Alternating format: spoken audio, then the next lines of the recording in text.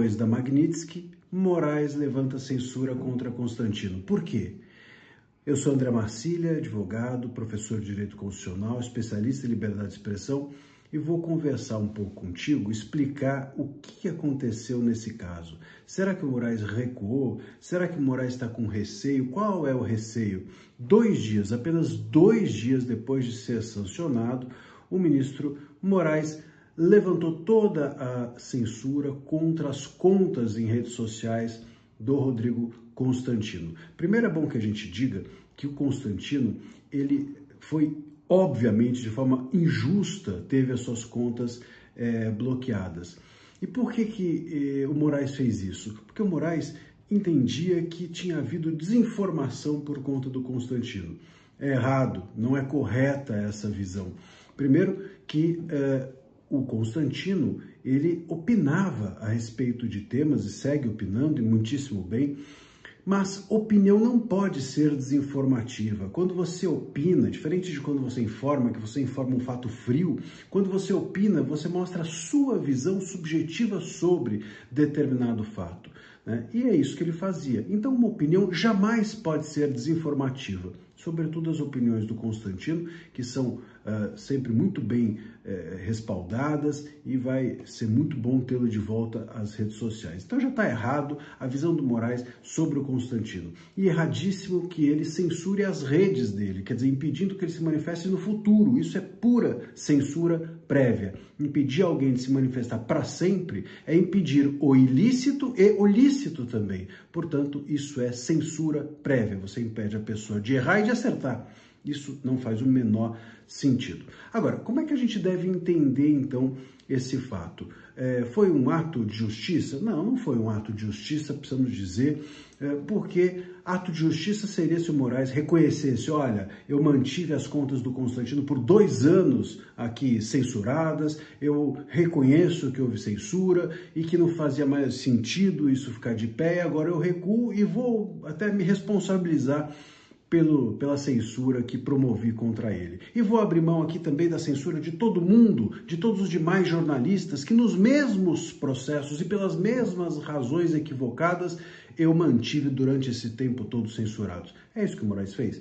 Não. Ele simplesmente, aceitou um pedido para que as redes dele voltassem, mas não voltou atrás em relação a nenhum outro jornalista e também não se responsabilizou por isso. Eu sempre digo, né, se você dá a comida, se você entrega um prato de comida para alguém, isso só é nobre se você não foi o causador da fome. Então, se o Moraes aqui, ele permite que alguém tenha redes sociais, isso só seria justo se ele não fosse o causador da censura que antes retirou as redes sociais daquela pessoa. Mas o ponto chave, o ponto principal para a gente é o que realmente o Moraes, por que o Moraes realmente fez isso? O que está por trás desse gesto dele?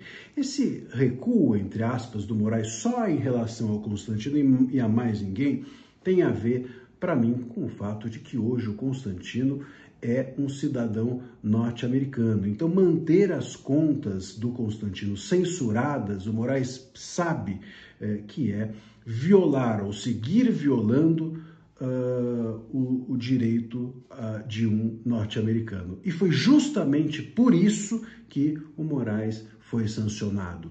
Ele foi sancionado por violar a soberania dos Estados Unidos e violar a soberania dos Estados Unidos ao exigir dados de cidadãos norte-americanos, como, por exemplo, o Constantino. Então, ao seguir censurando um cidadão norte-americano, o Moraes mantinha de pé aquilo que justificava a sanção dele pela Magnitsky. Agora ele volta atrás e com isso talvez acredite que um dos motivos, ou uma das razões pelas quais ele foi sancionado também acabam caindo, acabam sendo derrubadas.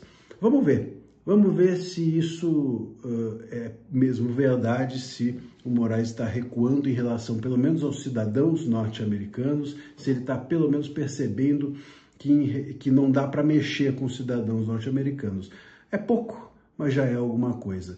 E vamos nos lembrar que eu fiz um pedido em nome do Schellenberg, tem vídeo sobre isso, dá uma olhadinha, publiquei esses dias, um pedido em nome do jornalista Schellenberger para entrevistar o Felipe Martins.